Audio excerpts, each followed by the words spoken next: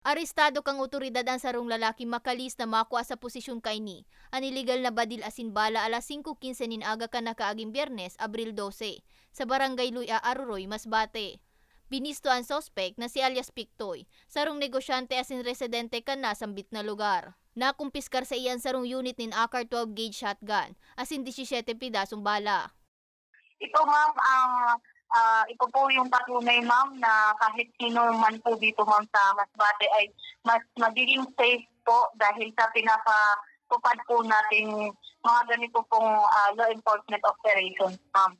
Lalo-lalo na po ma'am sa paghuli po ng mga yung sa firearms po ma'am and ammunition po. Inaresto ang sospek sa pangingenot kang Aruroy Municipal Police Station. Katuwang ang 3rd Mobile Force Platoon ka Masbate 1st Provincial Mobile Force Company.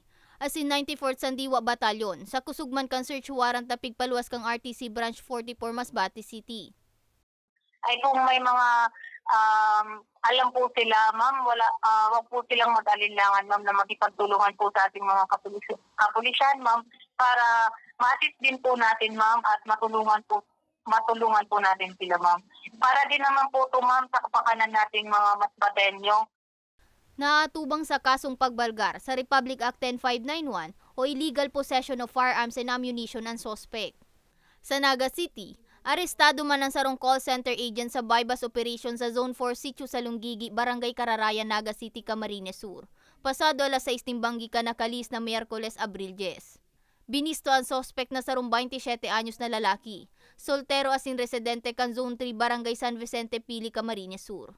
Nakumpiskar sa posisyon niya ang sarong unit ng caliber 45 pistol, 4 pidasong bala para sa caliber 45, sarong steel magazine para sa caliber 45, 2 medium heat seal transparent plastic sachet ng pigtutubudan na shabu, asin iba pang kagamitan. Kasong pagbalga sa Republic Act 10591 o illegal possession of firearms and ammunition, asin Republic Act 9165 o Comprehensive Dangerous Drugs Act of 2002 ang kakaatubangon kan sospek.